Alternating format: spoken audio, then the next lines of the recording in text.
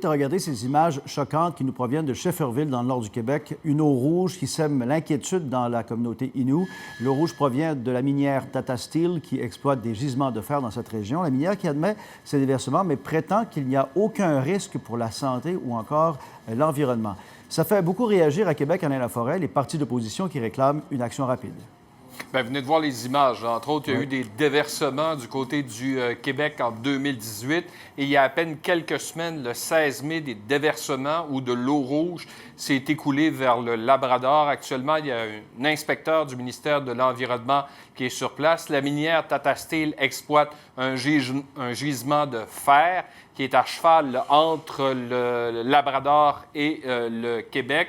Dès le départ, la minière a nié qu'il y a eu des déversements d'eau rouge pour ensuite se raviser lorsque notre bureau d'enquête a envoyé des photographies et ces images. Je dois vous dire que Tata Steel, c'est une énorme compagnie indienne et que le gouvernement du Québec est actionnaire à 18 au sein de cette entreprise au Québec. Écoutez les réactions des oppositions qui demandent au gouvernement d'intervenir rapidement, surtout qu'actuellement, le directeur des poursuites criminelles et pénales est en train d'analyser le dossier.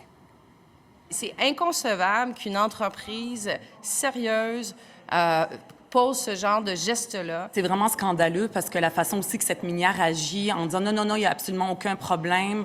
Après ça, elle dit il y a eu un déversement puis c'est pas dangereux.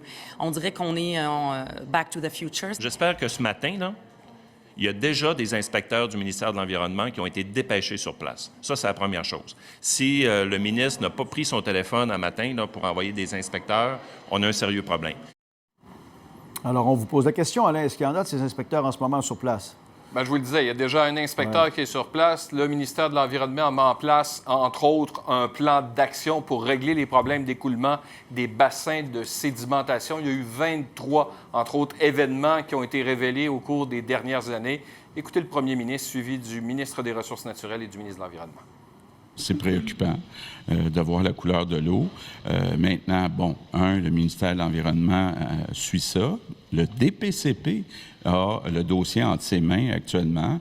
Donc, on va s'assurer que l'environnement soit respecté. C'est certain qu'on espère qu'il y ait des suites. On ne peut pas accepter en réalité les images qu'on voit aujourd'hui puis ces déversements-là. C'est entre les mains du DPCP de voir s'il y aura poursuite éventuellement. Mais le ministère continue à suivre la situation de près. D'ailleurs, le ministère est sur place cette semaine. S'il y a des poursuites et que la minière est reconnue coupable, on parle d'amende allant de 7 500 à 1,5 million de dollars par constat. Merci, Alain.